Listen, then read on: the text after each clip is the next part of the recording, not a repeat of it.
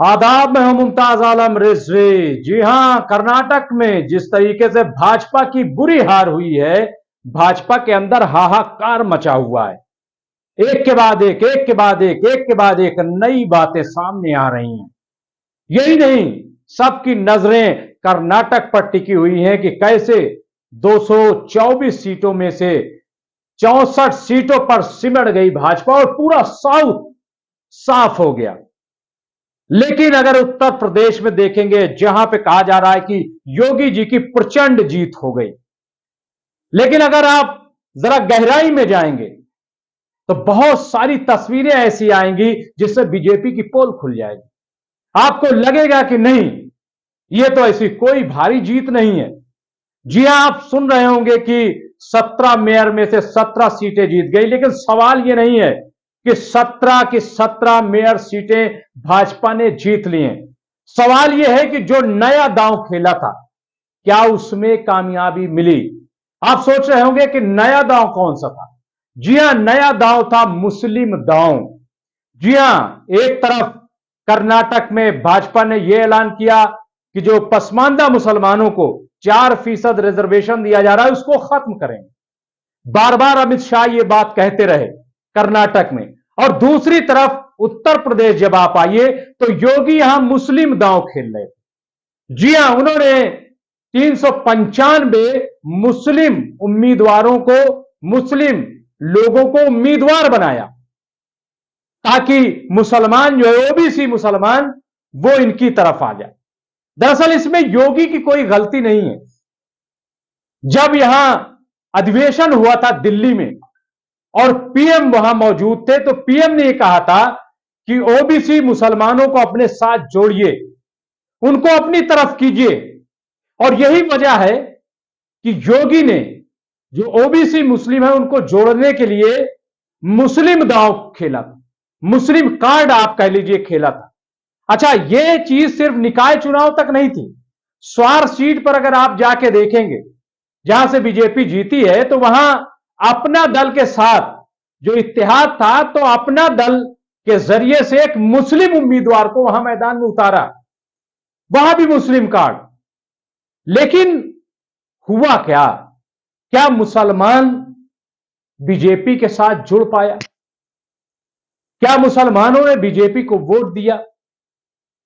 खबर यह आ रही है कि कोई फायदा नहीं हुआ बीजेपी को, बल्कि समाजवादी पार्टी को फायदा हुआ। इसमें समाजवादी पार्टी जो है इस मामले में बाजी ले गई और कई सीटें उत्तर प्रदेश की तो ऐसी हैं जो बीजेपी हार गई। अमेठी हार गई, जहां से स्मृति ईरानी मंत्री हैं, जहां बड़े बड़े दावे किए गए थे, बड़ी बड़ी बातें स्मृति ईरानी करती थी, लेकिन चेयरमैन का चुनाव वहां पे 3-4 हजार वोटों से बीजेपी की उम्मीदवार हार जाती।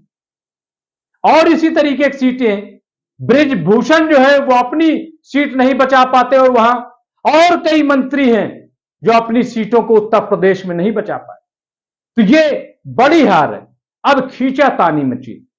फिर आप देखिए कि पूरे उत्तर प्रदेश में आप 2022 का जब विधानसभा चुनाव हुआ था तब का देख लीजिए, और अब जो वोट ऑफ परसेंटेज सामने आया उसको देख लीजिए। बीजेपी को पूरे उत्तर प्रदेश में महज 31% वोट मिले, यानी 69% वोट बीजेपी को नहीं मिले। यह कब है? कि जब योगी जी ने वो सब कुछ किया जो शायद एक सेकुलर लीडर को, सेकुलर मुख्यमंत्री को नहीं करना चाहिए। हालांकि वो खुद को सेकुलर नहीं मानते, लेकिन उन्होंने जो हलफ लिया है, मैं उसकी बुनियाद पे कह रहा हूं। संविधान की जो कसम खाई है मुख्यमंत्री बनते हुए, मैं उसकी बात कर रहा हूं। उन्होंने बुलडोजर बाबा का सफर तय करते करते इनकाउंटर बाबा तक पहुंच गए। बार बार अतीक का जिक्र, बार बार मुख्तार अंसारी का जिक्र, बार बार आजम खां को ललकारना, लेकिन हुआ क्या? फायदा क्या मिला? और दूसरी तरफ यह कि मुस्लिम कार्ड, मुस्लिम पसमानदा मुसलमानों को जोड़ो। लेकिन सवाल यह है कि क्या जो उम्मीदवार थे वो जीत पाए? कहीं कोई कामयाबी मिली? कहीं वोट मुसलमानों का बीजेपी को मिला, यह एक बड़ा सवाल है। हालांकि आतिफ रशीद हो या और इस किस्म के लीडर वो दावा कर रहे हैं कि मुसलमानों ने वोट दिया, लेकिन दावे पे मत जाइए, आप खुद जाकर के देखिए। और ये कैसे मुमकिन है? यह मुमकिन नहीं है, क्योंकि बीजेपी कंफ्यूज पार्टी, बड़ा कंफ्यूजन है। एक तरफ कर्नाटक में नारा दिया जाता है कि मुसलमानों का रिजर्वेशन खत्म करो, और दूसरी तरफ कहा जाता है कि मुस्लिम कार्ड खेल रहे हैं। यह तो मीडिया का दौर है।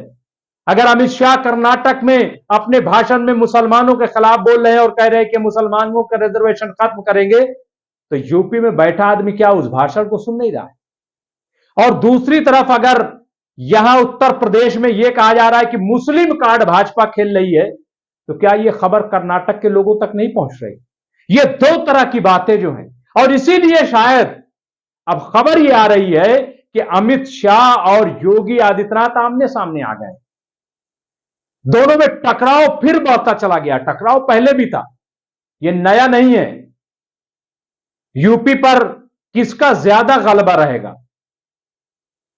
यूपी में किसकी चलेगी? योगी आदित्यनाथ की चलेगी कि अमित शाह की चलेगी, या प्रधानमंत्री मोदी जी की चलेगी? तो मोदी जी हो या शाह हो, एक ही है। किसकी चलेगी उत्तर प्रदेश में, इसकी लड़ाई जो है वो बहुत पुरानी है, लेकिन अब फिर एक बार उभर के सामने आ गई। आप देख लीजिए कि यूपी से अब मोदी जी गायब हैं। मोदी जी यूपी में नजर नहीं आ रहे हैं, योगी जी नजर आ रहे हैं। और खबर तो यहां तक भाई लोगों ने चला दी कि अब यह सवाल पैदा हो गया है कि अगला प्रधानमंत्री कौन होगा चेहरा, मोदी जी ही रहेंगे या फिर योगी जी बन जाएंगे? यह भी एक बड़ा सवाल चल पड़ा। तो बहरहाल हार कर्नाटक की अपनी जगह, लेकिन यह जो उत्तर प्रदेश में बार बार परचम लहराया जा रहा है और ऐसा लग रहा है कि बहुत बड़ा कारनामा, मतलब निकाय चुनाव को ऐसा लग रहा है कि जैसे राष्ट्रपति का चुनाव हो गया। और मीडिया भी क्या करे, मरता क्या न करता, कुछ ना कुछ तो पॉजिटिव दिखाना है ना। जो रोजी हलाल करनी है, नमक जो खाया है उसको अदा करना है, तो हाय हाय करना है, और वो किया जा रहा है। लेकिन पब्लिक है, ये सब जानती है। सारी चीजें धीरे धीरे अब बाहर आ रही हैं। मीडिया में जाकर के देख लीजिए, जो मैं खबर दे रहा हूं, ये कोई मैं अपनी तरफ से और हवा में बात नहीं कर रहा हूं। आप जाकर के जो बड़े मीडिया वेबसाइट है उन पे जाकर के आप चेक कर लीजिए, और वहां आपको पता चल जाएगी कि हकीकत क्या है, कितनी बड़ी जीत योगी जी ने कर ली। और मेयर का जहां तक ताल्लुक है, उसके ताल्लुक से भी लोगों से जरा सुन लीजिए कि उनके साथ क्या हुआ। कहीं वोट नहीं डालने दिए गए, तो कहीं जो है वो उम्मीदवार की पिटाई कर दी गई, कहीं कुछ कर दिया गया। ये सब क्या है, सब जान रहे हैं कि तानाशाही की गई, लेकिन इसके बावजूद 31% वोट। इसका मतलब यह है कि भाजपा की उल्टी गिनती शुरू हो गई।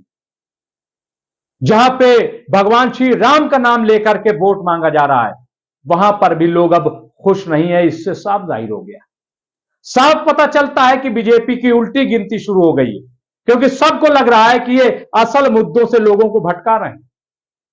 नौजवान रोजगार में मांग रहा है, लेकिन उसको रोजगार नहीं दिया जा रहा है, उस पर लाठियां बरसाई जा रही हैं। ये आप तस्वीरें जाकर के गूगल में सर्च कर लीजिएगा, खबरें आपको मिल जाएंगी। लोग महंगाई से त्राही त्राही कर रहे हैं, लेकिन उनको मजहबी जज्बात की चटनी चटा दी जाती, कह दिया जाता है वो देखिए भव्य राम मंदिर बन रहा है। ये क्या है? इसका मतलब यह है कि लोग समझ रहे हैं उत्तर प्रदेश में पानी की कमी हो रही है। जगह जगह जाकर के आप देखिए कि हैंडपंप खराब पड़े, लेकिन कोई पूछने वाला नहीं। जो वादे किए गए थे, वादे पूरे नहीं किए गए। इसलिए मुझे लग रहा है कि ये जो भी कार्ड खेल रहे हैं वो फेल हो रहा है। अगर कर्नाटक में हिंदुत्व की प्रयोगशाला फेल हुई, तो उत्तर प्रदेश में मुस्लिम दांव फेल हो गया। यही खबर है। बहुत बहुत शुक्रिया।